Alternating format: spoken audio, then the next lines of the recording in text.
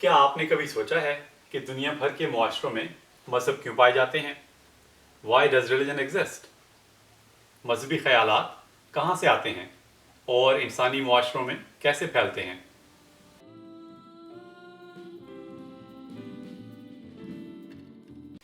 سوال یہ نہیں کہ خدا ہے یا نہیں، یا مذہب سچ ہے یا جھوٹ۔ سوال یہ ہے کہ انسان خدا اور اس طرح کے مذہبی تصورات میں یقین کیوں رکھتے ہیں؟ مذہبی خیالات کہاں سے آتے ہیں اور انسانی معاشروں میں کیسے پھیلتے ہیں؟ میرا نام محمد افضل اپل ہے۔ میں امریکہ کی یونیورسٹی آف وسکانسن پلیٹویل میں پروفیسر ہوں۔ ان دلچسپ سوالات کے جوابات ڈھونڈنے کے انتہائی پرلطف سفر میں میرے ساتھ شامل ہوں۔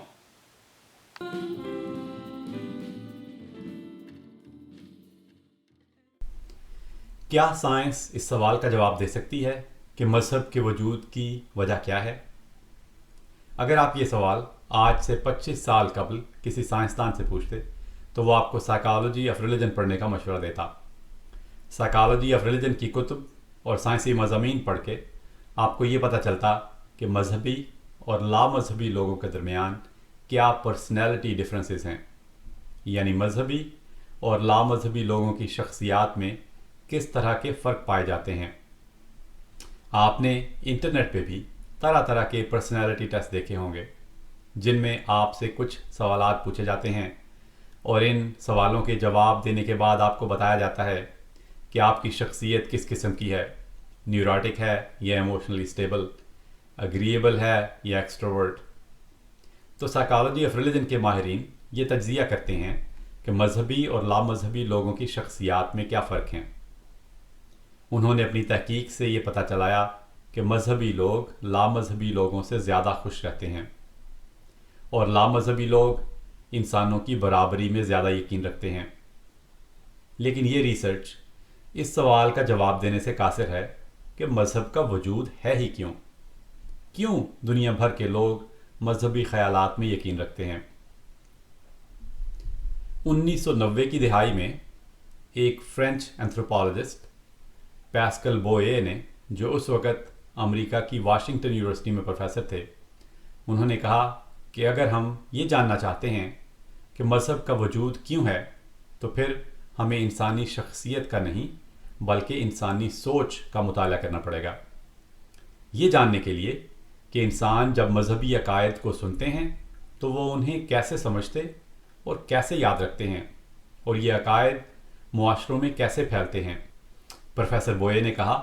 کہ مذہبی عقائد بھی اور دوسرے سارے ثقافتی خیالات کی طرح ہی پھیلتے ہیں۔ وہ عوامل جو اور دوسرے ثقافتی خیالات کے پھیلاؤ کا سبب بنتے ہیں،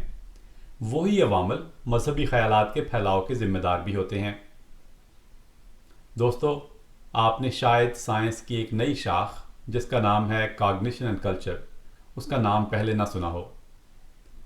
کاگنیشن اینڈ کلچر کا بنیادی مقصد ہے ثقافتی خیالات کے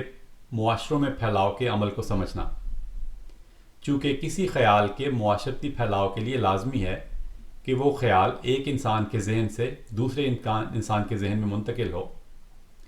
تو کاگنیشن اینڈ کلچر کے سائنسدان یہ کہتے ہیں کہ وہ خیالات جن کو اس انتقال کے عمل میں کوئی ترجیحی فوائد حاصل ہوں، جن فوائد کی وجہ سے ان خیالات کے ایک ذہن سے دوسرے ذہن میں منتقل ہونے کے چانسز زیادہ ہو جائیں، وہی خیالات معاشرتی ثقافتی خیالات بن سکتے ہیں۔ تو یہ سمجھنے کے لیے کہ کوئی خیال ثقافتی خیال کیسے بن گیا، ہمیں یہ سمجھنے کی ضرورت ہے کہ اس خیال میں کون سی ایسی امتیازی خصوصیات ہیں جو اس کے انتقال میں معاون ثابت ہوئیں۔ 1990 کی دہائی میں جب پروفیسر بوئے نے اپنی تحقیق کا آغاز کیا، اس وقت مذہب کے محققین نے نئی کمپیوٹرائزڈ ڈیٹا بیسز بنائی تھیں جن میں دنیا بھر کے ہزاروں مذاہب کے عقائد درج تھے۔ پروفیسر بوئے نے ان سب کے بڑے تفصیلی مطالعے کے بعد یہ نتیجہ اخذ کیا کہ مذہبی عقائد کی امتیازی خصوصیت یہ ہے کہ ان میں مافوق الفطرت چیزوں یعنی سپر نیچرل کانسیپٹس کا ذکر ہوتا ہے۔ دوستو، انگریزی لفظ کانسیپٹ کا ترجمہ اردو میں عموماً تصور کیا جاتا ہے، لیکن کاگنیٹو سائنسدان جب یہ لفظ استعمال کرتے ہیں تو ان کی مراد کسی نوع یا قسم کے تصور ہوتے ہیں، مثلا سیب، کتے، بلیاں، کرسیاں، درخت وغیرہ وغیرہ۔ کسی نوع یا قسم کے تصورات ہمیں مستقبل کے بارے میں پیش گوئی کرنے کی اجازت دیتے ہیں۔ مثلا اگر آپ کو دور سے کسی کرسی کی پچھلی طرف نظر آ جائے تو آپ پیش گوئی کر سکتے ہیں کہ اس کرسی کی سیٹ بھی ہوگی اور ٹانگیں بھی ہوگی۔ اگر آپ کو دور سے بلی کی دم نظر آ جائے تو آپ توقع کریں گے کہ اس بلی کا منہ بھی ہوگا، اس کے کان بھی ہوں گے اور ناک بھی ہوگا۔ پروفیسر بوئے نے کہا کہ مذہبی کانسیپٹس کی ایک خاص شکل و ساخت ہے جو انہیں دوسرے مافوق الفطرت کانسیپٹ سے ممتاز کرتی ہے، اور وہ خاصیت یہ ہے کہ مذہبی کانسیپٹس غیر متوقع ہوتے ہیں، لیکن انتہائی غیر متوقع نہیں ہوتے، بس تھوڑے سے غیر متوقع ہوتے ہیں۔ انہوں نے انگریزی میں اس طرح کے کانسیپٹس کو منملی کاؤنٹر انٹیوٹیو کانسیپٹ یعنی انتہائی کم غیر متوقع خیال کا نام دیا۔ مثلا بلی جو موسیقی ترتیب دے سکتی ہو، یا جوتے جو پودوں کی طرح جڑیں اگا سکتے ہوں۔ یہ کانسیپٹس غیر متوقع ہیں کیونکہ ہم اس بات کی توقع نہیں کرتے کہ بلیاں انسانوں کی طرح موسیقی ترتیب دینے کی صلاحیت رکھتی ہوں، یا جوتے پودوں کی طرح جڑیں اگانے کی صلاحیت رکھتے ہوں۔ تو دوستو، غیر متوقع کانسیپٹس ان تصورات کو کہا جاتا ہے جو جانوروں، انسانوں یا کسی بھی قسم کی چیزوں کے بارے میں ہماری توقعات کی نفی کرتے ہوں۔ لیکن چونکہ یہ دونوں کانسیپٹ جن کا میں نے ابھی ذکر کیا صرف ایک توقع کی نفی کرتے ہیں، اس لیے یہ انتہائی کم غیر متوقع کانسیپٹس ہیں بنسبت ان کانسیپٹس کے جو 3 یا 3 سے زیادہ توقعات کی نفی کرتے ہوں۔ مثلا کوئی بلی جو موسیقی ترتیب دیتے وقت ہوا میں اڑنا شروع کر دے اور ہر اتوار کے دن انویزیبل ہو جائے، کسی کو دکھائی نہ دیا کرے، اور رات کو جگنو کی طرح چمکنا شروع کر دے۔ اس طرح کے کانسیپٹس کو پروفیسر بوئے نے میکسیملی کاؤنٹر انٹیوٹیو کانسیپٹس یعنی انتہائی غیر متوقع کانسیپٹس کا نام دیا۔ پروفیسر بوئے نے مزید کہا کہ مذہبی تصورات اس لیے دنیا بھر کے معاشروں میں پھیلے ہوئے ہیں کیونکہ لوگوں کو minimally counter intuitive concepts, maximally counter intuitive concepts اور انٹیوٹیو کانسیپٹس کی نسبت زیادہ یاد رہتے ہیں۔ جیسے کہ میں اپنی ویڈیو سائنس کیا ہے میں بتا چکا ہوں، سائنسدانوں کا بنیادی کام ہے اپنے اور دوسرے سائنسدانوں کے مفروضات یعنی ہائپوتھیسز کو غلط ثابت کرنے کی کوشش کرنا۔ تو پروفیسر بوئے چونکہ ایک سائنسدان ہیں، انہوں نے اور دوسرے ان کے ساتھی کاگنیٹو سائنسدانوں نے بہت سے تجربات کیے تاکہ پروفیسر بوئے کے مفروضے کو غلط ثابت کیا جا سکے۔ انہوں نے لوگوں کو اس طرح کی کہانیاں پڑھنے کی دعوت دی، جیسے کہ یہ 2 بچوں کے اسکول سے گھر سفر کی کہانی جو آپ اس وقت اپنی اسکرین پر دیکھ رہے ہیں۔ ان کہانیوں میں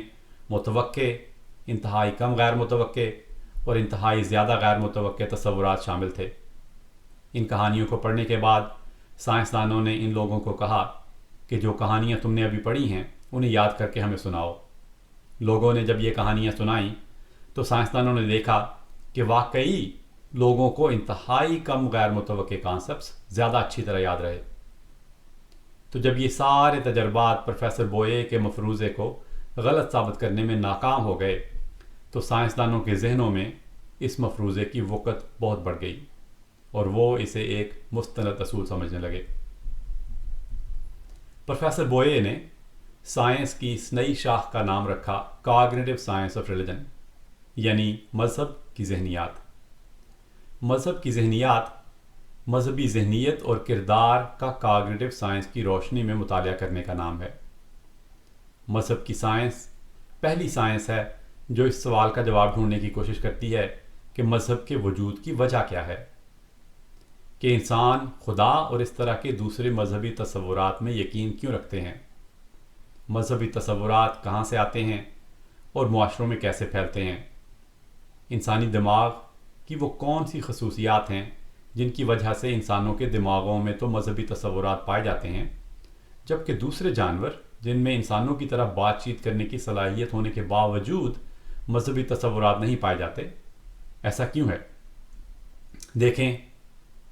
اس طرح کے سوالات کا اس بات سے قطعاً کوئی تعلق نہیں کہ خدا ہے یا نہیں۔ جیسا کہ یہ سوال پوچھنے سے کہ طوفان کیوں آتے ہیں، ہواؤں کی مختلف تہوں میں کون سے تغیر و تبدلات آتے ہیں جو طوفانی ہواؤں کا باعث بنتے ہیں، ایسا سوال پوچھنے سے انسان دہریہ نہیں بن جاتا۔ ایسے ہی یہ سوال پوچھنے سے کہ مذہبی خیالات ایک انسان سے دوسرے انسان تک کیسے پھیلتے ہیں، انسان دہریہ نہیں بن جاتا۔ حقیقت تو یہ ہے کہ اس طرح کے سوالات سب سے پہلے مسلمان علماء نے پوچھنے شروع کیے تھے۔ میں سمجھتا ہوں کہ جیسے فزکس اور کیمسٹری کی بنیاد رکھنے والے مسلمان سائنسدان ہی تھے، ایسے ہی کاگنیٹو سائنس آف ریلیجن کی بنیاد رکھنے والے بھی مسلمان سائنسدان ہی تھے۔ پاسکل بوئے سے 1200 سال پہلے مسلمان سائنسدانوں نے علم الحدیث، علم الرجال اور علم الجرح و تعدیل جیسی سائنسوں کی بنیاد رکھی۔ ان سائنسوں کا بنیادی مقصد یہی تھا کہ احادیث اور سیرت نبوی جیسے اہم مذہبی خیالات کے معاشرے میں پھیلاؤ کو سمجھا جا سکے۔ خیالات کے پھیلاؤ میں راوی کی ساکھ یا کریڈیبلٹی کا جو کردار ہے، وہ سب سے پہلے مسلمان سائنسدانوں نے ہی دریافت کیا تھا۔ امت مسلمہ کی سب سے بڑی بدقسمتی یہی ہے کہ بعد میں آنے والی نسلوں نے سائنسی خیالات کو آگے نہیں بڑھایا۔ ہمارے بجائے یورپ کے لوگوں نے ان خیالات کو سیکھا اور آگے بڑھایا، جس کی وجہ سے یورپ ہم سے آگے نکل گیا اور ہم ہاتھ ملتے رہ گئے۔ گنوا دی ہم نے جو اسلاف سے میراث پائی تھی،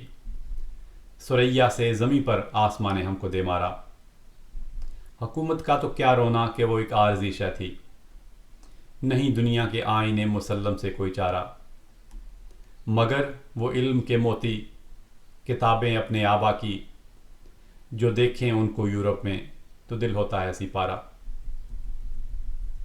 مجھے مذہب کی ذہنیات کے بارے میں جاننے کا موقع ملا پروفیسر بوئے کی سن 2001 میں شائع ہونے والی کتاب ریلیجن ایکسپلینڈ پڑھ کر۔ پروفیسر بوئے کی کتاب پڑھ کر میرے ذہن میں یہ سوال پیدا ہوا کہ انسانی دماغ کی ساخت ایسی کیوں ہے کہ اسے منیملی کاؤنٹر انٹیوٹیو کانسیپٹس زیادہ اچھی طرح یاد رہتے ہیں۔ جیسا کہ میں اپنی ایولیوشن والی ویڈیو میں بتا چکا ہوں، جانداروں کی کسی بھی خاصیت کے بارے میں جب کوئی یہ پوچھے کہ جانداروں کی اس سپیشیز میں یہ خاصیت کیوں پائی جاتی ہے، تو سائنس کی روح سے اس طرح کے سوالوں کا جواب دینے کا صرف اور صرف ایک ہی ممکن طریقہ ہے، اور وہ یہ کہ ان جانداروں کے آباء و اجداد کے ایولیوشنری انوائرمنٹ یعنی ارتقائی ماحول کا تجزیہ کیا جائے، یہ دیکھنے کے لیے کہ ارتقائی زمانے میں ان جانوروں کے آباء و اجداد کو اس خاصیت کے حامل ہونے کی وجہ سے کیا فوائد حاصل تھے، جن فوائد کی وجہ سے ان کی نسلیں ان جانوروں کی نسلوں کی نسبت جن میں یہ خاصیت نہیں پائی جاتی تھی زیادہ بڑھ گئیں۔ تو اس سوال کا کہ انسانی یادداشت میں یہ خاصیت کیوں پائی جاتی ہے کہ منیملی کاؤنٹر انٹیوٹیو کانسیپٹس ہمیں زیادہ اچھی طرح یاد رہتے ہیں، بس ایک ہی جواب ہے، اور وہ یہ کہ ضرور ہمارے آباء و اجداد کو ان کے ارتقائی ماحول میں اس خاصیت کے حامل ہونے کی وجہ سے ایسے فوائد حاصل ہوتے رہے ہوں گے جن کی وجہ سے ان کو اپنے جینز پھیلانے کا نسبتاً زیادہ موقع ملا۔ تو میرے ذہن میں یہ سوال تھا کہ انتہائی کم غیر متوقع کانسیپٹس کو یاد رکھنے کے ایولیوشنری انوائرمنٹ میں ہمارے آباء و اجداد کو کیا فائدے تھے۔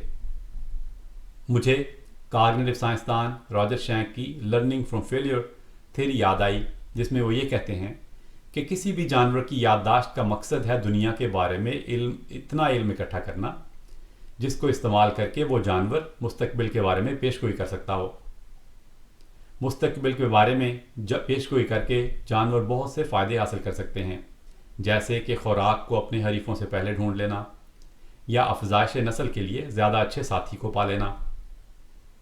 تو ان فوائد کی وجہ سے ایسی یادداشت جو مستقبل کے بارے میں زیادہ اچھی پیش گوئی کرنے کا باعث بنے، اس کے اگلی نسل تک منتقل ہونے کے امکانات زیادہ بڑھ جاتے ہیں۔ جن دوستوں نے میری تعارفی ویڈیو دیکھی ہے وہ جانتے ہیں کہ میں نے جب آرٹیفیشل انٹیلیجنس میں ماسٹرز اور پی ایچ ڈی کی تو میری تحقیق کانسیپٹ لرننگ کے موضوع پر ہی تھی۔ میں نے کاگنیٹو سائنسدان راجر شینک کی فیلئر ڈریون لرننگ کے بارے میں پڑھ رکھا تھا۔ میری طرح راجر شینک بھی کمپیوٹر سائنس کے پروفیسر ہیں، اور ان کی زیادہ تر ریسرچ بھی میری طرح کاگنیٹو سائنس کے موضوع پر ہی ہے۔ پروفیسر شینک کا کہنا ہے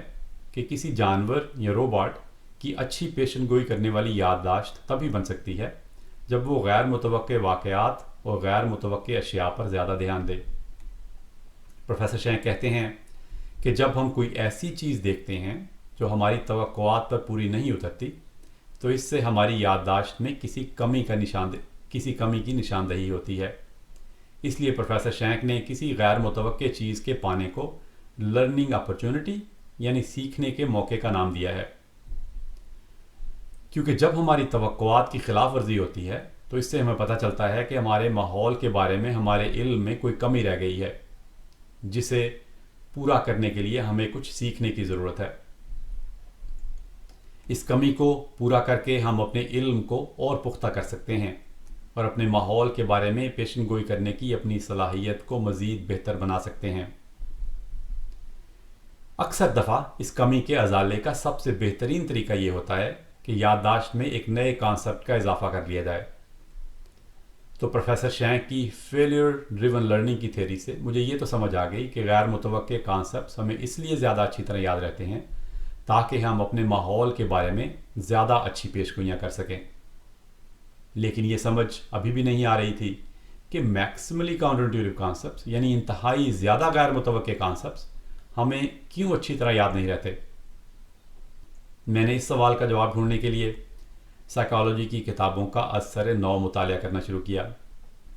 بڑے لمبے عرصے کی تحقیق کے بعد مجھے میرے سوال کا جواب ملا سائیکالوجی آف لینگویج کے ماہر پروفیسر ڈاکٹر والٹر کنچ کے ڈسکورس پروسیسنگ کے موضوع پر کام کو پڑھ کر۔ پروفیسر کنچ اور زبان کے دوسرے ماہرین نفسیات کہتے ہیں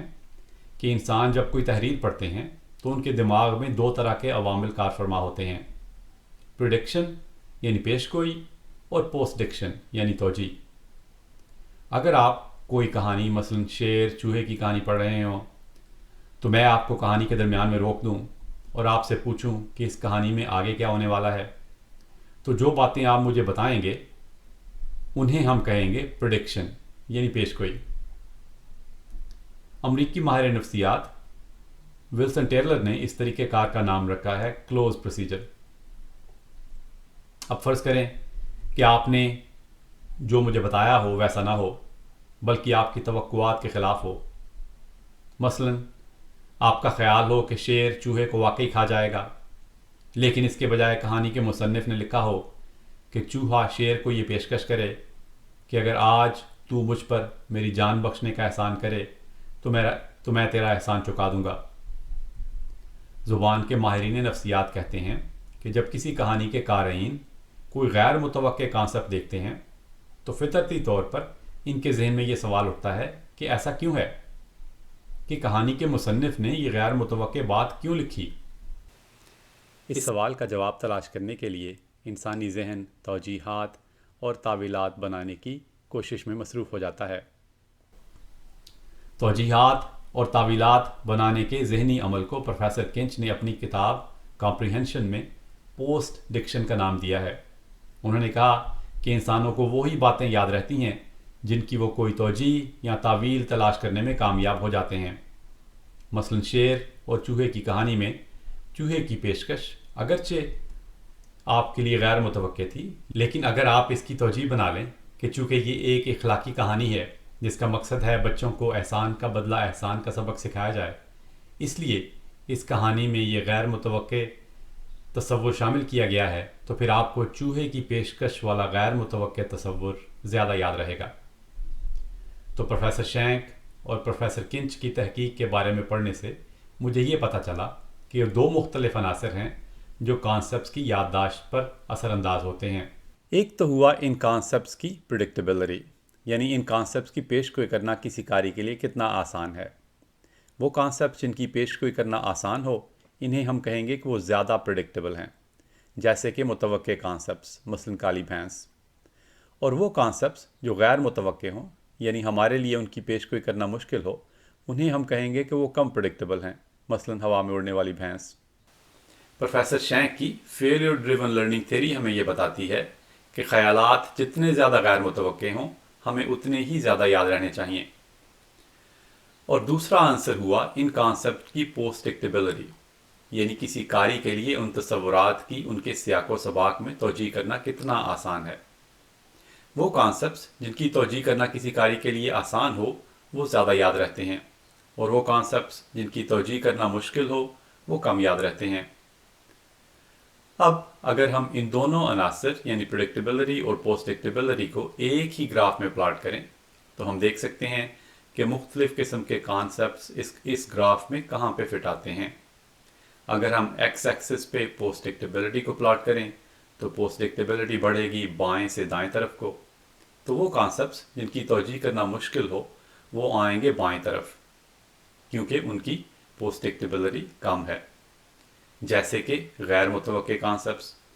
اور وہ کانسیپٹس جن کی توجیہ کرنا آسان ہو جیسے کہ متوقع کانسیپٹس وہ لگیں گے دائیں جانب۔ ایسے ہی اگر وائی ایکسس پر ہم پریڈکٹیبلٹی کو پلاٹ کریں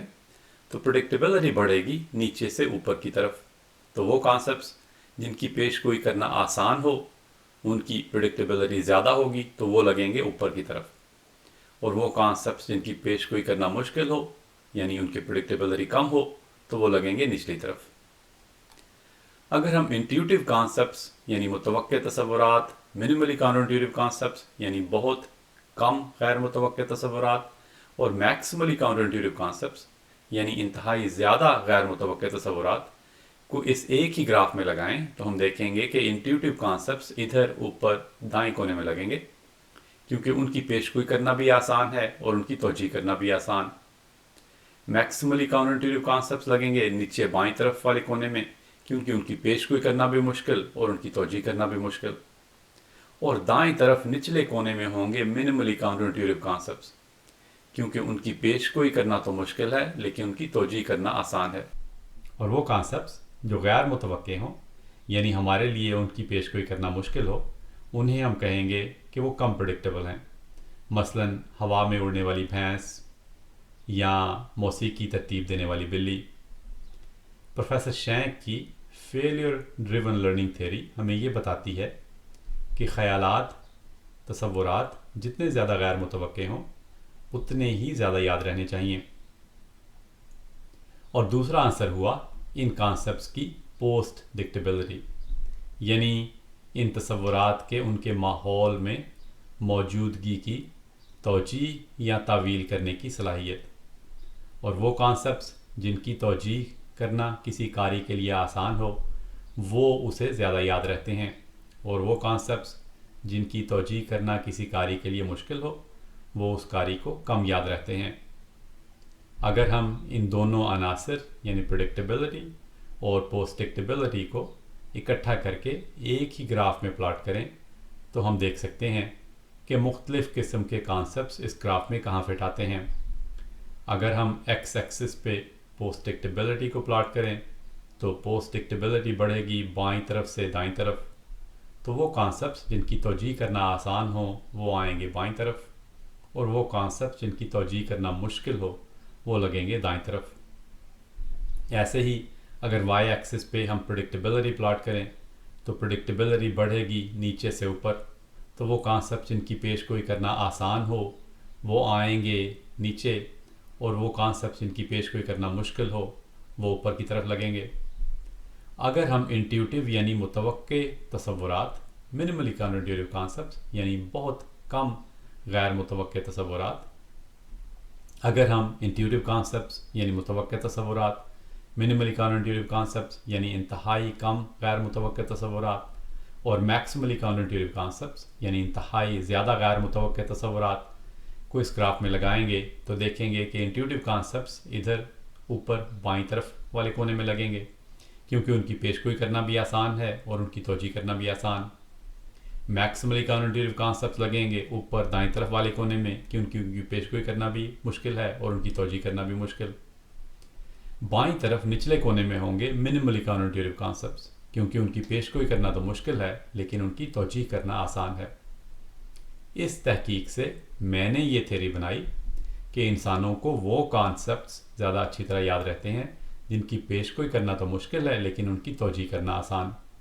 اور ایسا اس لیے ہوتا ہے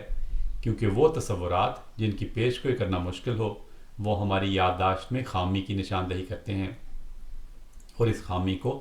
پورا کرنے کا طریقہ یہ ہے کہ ان کانسیپٹس کی توجیہ کر کے انہیں لانگ ٹرم میموری میں اپنے پرانے کانسیپٹس کے ساتھ انٹیگریٹ کیا جا سکے اور اپنی یادداشت میں شامل کیا جا سکے۔ اس سے میں نے یہ نتیجہ بھی اخذ کیا کہ منیملی کاؤنٹرٹیو کانسیپٹس نام ہے ہی ان کانسیپٹس کا جن کی پیش گوئی کرنا مشکل ہو اور ان کی توجیہ کرنا آسان ہو۔ تو میری تحقیق سے ہمیں منیملی کاؤنٹرٹیو کانسیپٹس کی ایک ایسی نئی ڈیفینیشن مل گئی جو پروفیسر بوئے کی پرانی ڈیفینیشن سے کہیں زیادہ بہتر تھی۔ یاد رہے کہ پروفیسر بوئے نے منیملی کاؤنٹرٹیو کانسیپٹس کی تعریف یہ کی تھی کہ منیملی کاؤنٹرٹیو کانسیپٹس ان کانسیپٹس کو کہتے ہیں جو ایک یا دو توقعات کی نفی کرتے ہوں۔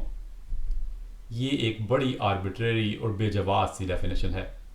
اس کے برعکس ہماری نئی ڈیفینیشن اپنا جواز اپنے ہی اندر رکھتی ہے اور ہمیں بتاتی ہے کہ جب کانسیپٹس کی توجیہ میں کامیابی ہوتی ہے تو اس سے ان کانسیپٹس کے درمیان ہماری یادداشت میں کنیکشنز اور مضبوط ہو جاتے ہیں، جس کی وجہ سے ان کانسیپٹ کی یادداشت بہتر ہو جاتی ہے۔ لیکن اگر کسی غیر متوقع کانسیپٹ کی توجیہ میں ناکامی ہوتی ہے، یعنی غیر متوقع خصوصیات جیسے اڑنا، غائب ہونا، موسیقی کو ترتیب دینا، بلی کے کانسیپٹ کے ساتھ ہم آہنگ نہیں کیے جا سکتے، تو پھر اس کانسیپٹ کی یادداشت بہتر نہیں ہوتی۔ تو ان غیر متوقع کانسیپٹس کو جن کی توجیہ نہ کی جا سکے انہیں ہی میکسیملی کاؤنٹرٹیو کانسیپٹ یعنی انتہائی غیر متوقع کانسیپٹ کہا جائے گا۔ اس طرح سے ہمیں میکسیملی کاؤنٹرٹیو کانسیپٹس کی بھی ایک نئی زیادہ اچھی ڈیفینیشن مل گئی۔ ان نئی ڈیفینیشنز اور پروفیسر بوئے کی پرانی ڈیفینیشنز میں ایک بنیادی فرق یہ ہے کہ پرانی ڈیفینیشنز کا انحصار صرف اور صرف کانسیپٹ اور اس کے ساتھ بیان کی گئی خاصیت پر ہے۔ اگر یہ خاصیت اس طرح کی چیزوں سے متوقع ہے تو یہ کانسیپٹ متوقع یا انٹیوٹیو کہلائے گا، مثلا کالی بلی۔ اور اگر یہ کسی تصور کے ساتھ بیان کی گئی خاصیت غیر متوقع ہے تو وہ ٹھہرا غیر متوقع کانسیپٹ، اور اگر غیر متوقع خصوصیات کی تعداد 1 یا 2 ہے تو وہ کانسیپٹ بنا انتہائی کم غیر متوقع۔ اگر 2 سے زیادہ غیر متوقع خصوصیات کا ذکر ہے تو اس کانسیپٹ کو کہیں گے انتہائی زیادہ غیر متوقع یا میکسیملی کاؤنٹرٹیو۔ اس کے برعکس ہماری نئی ڈیفینیشنز چونکہ پیش گوئی اور توجیہ کرنے کے عوامل کو بھی شامل کرتی ہیں، اور چونکہ ان عوامل کا انحصار سیاق و سباق یعنی ان کے کانٹیکسٹ پر بھی ہے، اس لیے میں نے ان نئی ڈیفینیشنز کا نام رکھا ہے کانٹیکسٹ بیسڈ ڈیفینیشنز، یعنی سیاق و سباق پر منحصر ڈیفینیشنز۔ کسی کانسیپٹ کو سمجھنے کے کانٹیکسٹ میں اس کے سیاق و سباق میں شامل ہیں اس کانسیپٹ کے کہانی میں ظاہر ہونے سے پہلے بیان کیے گئے تصورات، اس کانسیپٹ کو سمجھنے والے قاری کی لانگ ٹرم میموری کے کانٹینٹس، اس کانسیپٹ کو سمجھنے کے لیے قاری کو مہیا وقت، اس کانسیپٹ کو سمجھنے کے لیے قاری کی موٹیویشن یعنی اس کانسیپٹ کو سمجھنے کا قاری کو کتنا شوق ہے۔ ہماری نئی ڈیفینیشنز کے مطابق کسی کانسیپٹ کو متوقع، انتہائی کم یا انتہائی زیادہ غیر متوقع قرار دینے کے لیے نہ صرف کانسیپٹ اور اس کے ساتھ شامل خصوصیات کا جاننا ضروری ہے بلکہ ان کے سیاق و سباق کو جاننا بھی ضروری ہے، اور اگر کسی کانسیپٹ کا سیاق و سباق تبدیل کر دیا جائے تو اس کانسیپٹ کی یادداشت کم یا زیادہ ہو جائے گی۔ یعنی ہم سیاق و سباق میں تبدیلی کر کے کسی بھی کانسیپٹ کی یادداشت کو کم یا زیادہ کر سکتے ہیں۔ کانٹیکسٹ بیس ماڈل یعنی سیاق و سباق پر منحصر ہمارا ماڈل، اس ماڈل کو غلط ثابت کرنے کے لیے میں نے اور میرے ساتھی سائنسدانوں نے بہت سے تجربات کیے۔ سب سے پہلا تجربہ ہم نے یہ دیکھنے کے لیے کیا کہ کیا واقعی سیاق و سباق کو بدلنے سے کسی کانسیپٹ کی یادداشت کو کم یا زیادہ کیا جا سکتا ہے۔ ہم نے شروعات کی اس کام کی ان 2 کہانیوں سے جو پروفیسر بوئے اور ان کے ساتھیوں نے اپنے تجربات میں استعمال کی تھیں۔ ان میں سے ایک کہانی ہے 2 بچوں کی جو اسکول سے گھر جاتے ہوئے کچھ متوقع اور کچھ غیر متوقع چیزیں اور واقعات دیکھتے ہیں۔ اس کہانی کے شروع میں ہم نے ایک نئے پیرائے کا اضافہ کر دیا جو آپ اس وقت اسکرین پر دیکھ رہے ہیں۔ مقصد اس کا یہ تھا کہ اس کہانی کے غیر متوقع کانسیپٹس کی پریڈکٹیبلٹی میں اضافہ کیا جا سکے۔ کانٹیکسٹ بیسڈ ماڈل کے مطابق جیسے جیسے کسی کانسیپٹ کی پریڈکٹیبلٹی زیادہ ہوتی جائے گی ویسے ویسے اس کی یادداشت میں کمی ہوتی جائے گی۔ میں اور میرے ساتھیوں نے اوہایو کی ایک یونیورسٹی کے 30 طلباء طالبات کو 2 گروپوں میں تقسیم کیا۔ 15 طلباء اور طالبات کے پہلے گروپ کو پروفیسر بوئے کی بغیر اضافی پیرائے والی کہانی سنائی، اور 15 طلباء طالبات کے دوسرے گروپ کو ہمارے اضافی پیرائے والی کہانی سنائی۔ اس کے بعد دونوں گروپوں کو کہا کہ جو کہانی انہوں نے سنی ہے وہ اسے یاد کر کے لکھیں۔ لوگوں کے یاد کیے ہوئے واقعات کا تجزیہ کرنے کے بعد ہمیں یہ پتہ چلا کہ اضافی پیرائے والی کہانی کے کانسیپٹس واقعی کم لوگوں کو یاد رہے، بالکل ویسے ہی جیسے کانٹیکسٹ بیسڈ ماڈل نے پیش گوئی کی تھی۔ سامعین، آج کا پروگرام ہم نے اس سوال سے شروع کیا تھا کہ مذہب کیوں ہوتا ہے؟ تو پروفیسر پاسکل بوئے اور میری تحقیق سے ہمیں یہ معلوم ہوا کہ مذہبی خیالات انسانوں میں اس لیے پائے جاتے ہیں کیونکہ وہ انتہائی کم غیر متوقع ہوتے ہیں، اور چونکہ انتہائی کم غیر متوقع تصورات ہماری یادداشت کی خامیوں کی نشاندہی کرتے ہیں، اس لیے ہم ان تصورات کی طرف زیادہ توجہ دیتے ہیں اور ان کو زیادہ اچھی طرح یاد رکھتے ہیں تاکہ ہم ان سے کچھ سیکھ کر اپنی یادداشت کو زیادہ مؤثر پیشگوئی کرنے والی یادداشت بنا سکیں۔ تو مذہب کی ذہنیات کی اس تحقیق سے جو میں نے آج کے پروگرام میں پیش کی، ہم نے یہ سیکھا کہ مذاہب عالم میں رسول، فرشتے، ارواح اور جن، بھوت جیسے مذہبی تصورات اس لیے پائے جاتے ہیں کیونکہ دنیا بھر کے لوگوں کے دماغوں میں جو ایک عام انسان کا انٹیوٹیو یعنی متوقع تصور پایا جاتا ہے، یہ سارے تصورات اسی عام انسان کے تصور کی اتنی تھوڑی سی توقعات کی خلاف ورزی کرتے ہیں کہ اس خلاف ورزی کی آسانی سے توجیہ کی جا سکتی ہے۔ مثلاً رسول باقی ہر اعتبار سے انسان ہوتے ہیں، لیکن عام انسانوں کے برعکس وہ خدا تعالیٰ سے وحی کے ذریعے علم حاصل کرتے ہیں۔ ان کی یہ خصوصیت یا صفت اگرچہ عام انسان کے تصور کی توقعات کی خلاف ورزی کرتی ہے، لیکن ہم اس خلاف ورزی کی آسانی سے توجیہ کر سکتے ہیں کہ رسول کی زندگی کا مقصد چونکہ زمین پہ خدا کا پیغام پہنچانا ہوتا ہے، اس لیے ان کا خدا سے براہ راست وحی کے ذریعے پیغام وصول کرنا ضروری ہے۔ اسی طرح فرشتے اور روحیں بھی انسانوں کی طرح عقائد اور خواہشات اور ارادے رکھتی ہیں، لیکن ان کا جسم نہیں ہوتا۔ اور اس برخلافی صفت کی توجیہ کرنا بھی آسان ہے کہ ان دونوں مخلوقات کو خدا تعالیٰ نے انسانی جسم کی ضرورت سے مبرہ بنا دیا ہے۔ سامعین، مذہب کے ذہنیات کی جو تھیری میں نے آج کے پروگرام میں بیان کی، اس کے بارے میں شاید آپ کے ذہن میں کچھ سوال اٹھ رہے ہوں گے۔ پہلا سوال، رسول، فرشتے، ارواح اور جن بھوت جیسے تصورات سائنسدانوں کو تو غیر متوقع لگتے ہوں گے، لیکن وہ لوگ جو ان تصورات میں یقین رکھتے ہیں ان کے تو روزمرہ مشاہدے میں یہ چیزیں شامل ہیں، تو ان کو تو یہ چیزیں بالکل غیر متوقع نہیں لگتیں۔ دوسرا سوال، انتہائی زیادہ غیر متوقع کانسیپٹس جیسے خدا کا تصور ہوا مذاہب عالم میں کیوں پائے جاتے ہیں؟ انتہائی غیر متوقع تصورات تو لوگوں کو کم یاد رہتے ہیں۔ سامعین، آج کا پروگرام ہم نے اس سوال سے شروع کیا تھا کہ مذہب کیوں ہوتا ہے، تو پروفیسر پاسکل بوئے اور میری تحقیق سے ہمیں یہ معلوم ہوا کہ مذہبی خیالات انسانوں میں اس لیے پائے جاتے ہیں کیونکہ وہ انتہائی کم غیر متوقع ہوتے ہیں، اور چونکہ انتہائی کم غیر متوقع تصورات ہماری یادداشت کی خامیوں کی نشاندہی کرتے ہیں، اس لیے ہم ان کی طرف زیادہ توجہ دیتے اور ان کو زیادہ اچھی طرح یاد رکھتے ہیں تاکہ ہم ان خامیوں کو دور کر کے اپنی یادداشت کو اور زیادہ مؤثر پیش گوئیاں کرنے والی بنا لیں۔ تو مذہب کی ذہنیات کی اس تحقیق سے جو میں نے آج کے پروگرام میں بیان کی، ہم نے یہ سیکھا کہ مذاہب عالم میں رسول، فرشتے، ارواح اور جن بھوت جیسے مذہبی تصورات اس لیے پائے جاتے ہیں کیونکہ دنیا بھر کے لوگوں کے دماغوں میں جو ایک عام انسان کا انٹیوٹیو یعنی متوقع تصور پایا جاتا ہے، جو کہ انسانوں کی مختلف خصوصیات کا مجموعہ ہے، جیسے کہ انسانوں کے ہاتھ، پیر، منہ، ناک، کان اور آنکھیں ہوتی ہیں، اور وہ ایک دوسرے سے بات چیت کر سکتے اور چل پھر سکتے ہیں۔ رسول، فرشتے، ارواح اور جن بھوت جیسے سارے مذہبی تصورات اسی انسان کے تصور کی ہی بس اتنی تھوڑی سی توقعات کی خلاف ورزی کرتے ہیں کہ اس خلاف ورزی کی آسانی سے توجیہ کی جا سکتی ہے۔ مثلاً رسول باقی ہر اعتبار سے انسان ہوتے ہیں، لیکن عام انسانوں کے برعکس وہ خدا تعالیٰ سے وحی کے ذریعے علم حاصل کرتے ہیں۔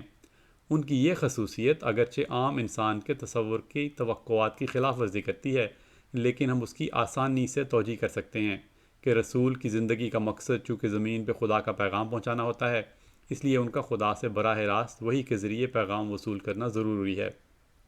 اسی طرح فرشتے اور روحیں بھی انسانوں کی طرح عقائد، خواہشات اور ارادے رکھتی ہیں، لیکن ان کا جسم نہیں ہوتا، اور اس پر خلافی صفت کی توجیہ کرنا بھی آسان ہے کہ ان دونوں مخلوقات کو خدا تعالیٰ نے انسانی جسم کی ضرورت سے مبرہ بنایا ہے۔ سامعین،